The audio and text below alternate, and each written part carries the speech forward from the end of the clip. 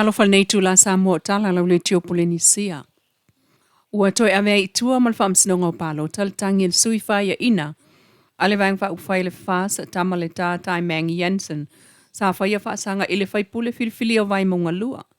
Le fionga le na ta i Victor Tamapua le HRPP. O le isilem ta upol vai o sanei mai ua tuai. Ia le avano e tamali o le tu malo le whaasara lau o lam ta upu. Ma toe fo iane ile whamsinonga. Ma se wha maoninga o le nā wha salalaunga. Inisi o tala o le sanga wha mausali a tili ai o le wha paanga sa mua malo i sala elu. Lea nā whea i le whailoa inga a le fionga i le pāle mia la au le mali e tōpula te wha Fosi Schmidt. Ma le sui minister o le vai fafo. A le malo i sala elu Shaman Miriam Hasket. Ma le sui o i sala elu i New Zealand Mr. Alon Rotner. Ua whetaitoi na i lea tali ngā maloa sui o le malo sa mua i New Zealand, ma le iei o le pālmia iau te roa ona o le saili ngā tangofiti peitai. O le whelo ingan whaia le maota o Samoa, le official konsula i Mangele, ma whailoa whalawa i tele mai le tu lau le sunga lau le mali toa, lo lato awa i whatasi ma le konsula o Samoa i New Zealand, le fio ngā whemata palusalo e whapole lua, ma le komsina o whatawa inga tō whawa atu i tui a pete Meredith. Ua tali ai nei le taunu ungol whamsinonga ta mali o le tumalo sa whatatasi.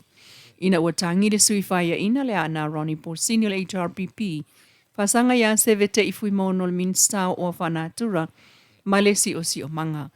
Le mta upule ana silia le vai asa o a wai mōli mau le ana.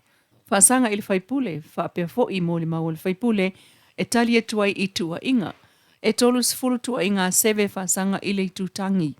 Ma toe vatua ele a na isi mol mau sulfitu e tali e tuai i tua inga ale whaipule ya seve.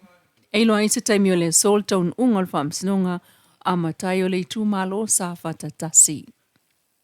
Ua whamanatu mai ai le fiunga le minister o tupe muli pola ana rosa ale mulio o le mafua anga o le ali umane o folanga a le vaenga wha upwhai le fas i le tala o le tupe wha talanoina pe ono whelafo i ai finangalo i le nei vai aso.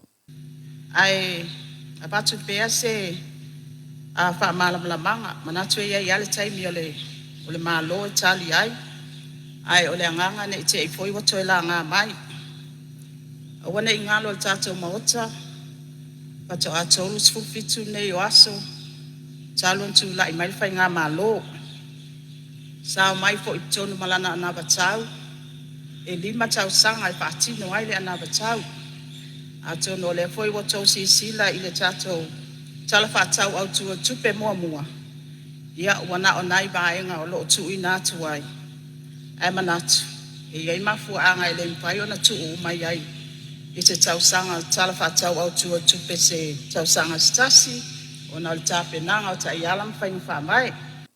O le tala o le tupe o lo whaatala noa nei ua te talo ai whaipule wa mai asau noa i le whaale leo o lato wa onga e le ngata o whalea onga, ai o le uti o whaia onga. O wha mawina le ato whātul se lau tolu sulfa miliona. Wha se lau mo le fitua feiva se lau tala i le mata ngā ruenga wa onga maanga nu. O le nātu petele a o fia i le valu sul 5 miliona. Wha se lau valu sulu i wa fetala mo ngā ruenga whaatino mta ngā ruenga.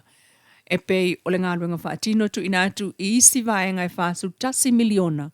Fitu se lau valu sul tolu wa fe 5 se lau. E au fia le Universite au awa Samoa, e se fulu valu miliona, ma le valu sutolu a fe 5 salau. O le pulenga o whailonga matusi pasi tawaloa Samoa, o tu ina atu le 5 miliona. Se fulu valu miliona ma le afa, so sani ale malo mo a onga.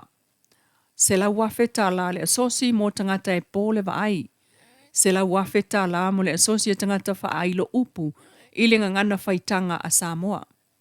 Ngā ruenga ave ai masui o le malo e 5 miliona, se lau tolu suli mafe tolu se lau tā lawa watu iai.